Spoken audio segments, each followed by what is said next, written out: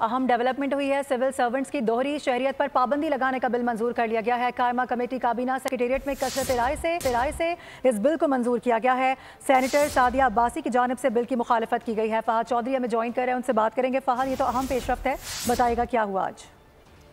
जी देखिए, सेनेटर अफनानुल्लाह खान का ये बिल था, private member bill, civil servants की दोहरी शहरियत पर पाबंदी लगाने से के हवाले से। और आज पहले जब ये बिल कमेटी में ज़ेरे गौर लाया गया तो फैसला किया गया कि इसे आइंदा इजलास तक मुअख्खर कर दिया जाए, लेकिन फिर चेयरमैन कमेटी राना महमूदुल हसन ने इस बिल पर वोटिंग करवाने का फैसला किया और वोटिंग के दौरान जो है इस बिल की कसरत राय से मंजूरी दे दी गई। सेनेटर सादिया अब्बासी ने इस बिल की मुखालफत की और इस हवाले से स्पेशल सेक्रेटरी एस्टेब्लिशमेंट डिवीजन ने इजलास में बताया कि 10 इदारों ने सिविल सर्वेंट्स की दोहरी शहरियत से मुतालिक जवाबात जमा करवाए हैं, जिसके मुताबिक काबीना डिवीजन में 1 और पाकिस्तान कस्टम्स में 8 अफसरान दोहरी शहरियत के मालिक हैं। मुकम्मल आदाद और शुमार जो है वो पेश नहीं किए गए, जिसकी बिना पर ये पहले फैसला किया गया था कि इस बिल को मुअख्खर कर दिया जाए, लेकिन फिर सेनेटर अफनानुल्लाह के मुतालबे पर इस पर बाकायदा वोटिंग करवाई गई और अब ये बिल जो है मंजूर कर लिया गया और अब इसे दोबारा सेनेट में मंजूरी के लिए लाया जाएगा। ठीक है फहद, अपडेट करने के लिए आपका बहुत शुक्रिया।